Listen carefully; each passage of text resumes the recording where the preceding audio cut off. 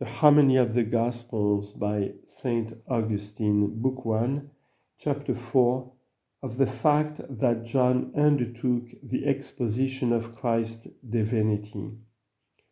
These three evangelists, however, were for the most part engaged with those things which Christ did through the vehicle of the flesh of man and after the temporal fashion. But John, on the other hand, had in view that true divinity of the Lord, in which he is the Father's equal, and directed his efforts above all to the setting forth of the divine nature in his gospel in such a way as he believed to be adequate to men's needs and notions. Therefore, he is borne to loftier heights, in which he leaves the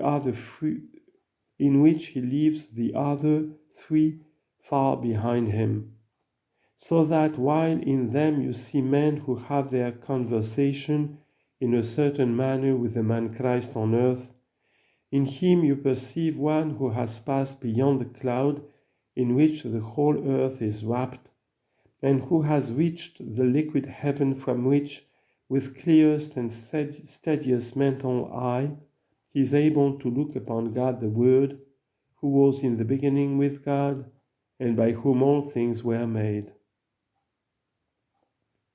And there too he can recognize him who was made flesh, in order that he might dwell amongst us. That Word of whom we say that he assumed the flesh, not that he was changed into the flesh.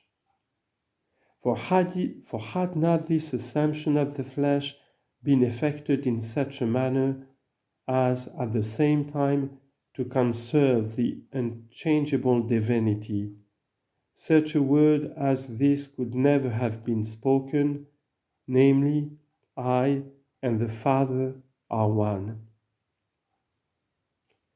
For surely the Father and the flesh are not one. And the same John is also the only one who has recorded that witness which the Lord gave concerning himself when he said, "He that has seen me has seen the Father also." And I am in the Father, and the Father is in me, that they may be one even as we are one. And whatsoever the Father does, these same things does the Son likewise. And whatever other statements there may be to the same effect, calculated to betoken to those who are possessed of right understanding that divinity of Christ in which he is the Father's equal, of all these we might almost say that we are indebted for their introduction into the gospel narrative to John alone. For he is like one who has drunk in the secret of his divinity more richly and somewhat more familiarly than others, as if he drew it from the very bosom of his Lord, on which it was his wont to recline when he sat at meat.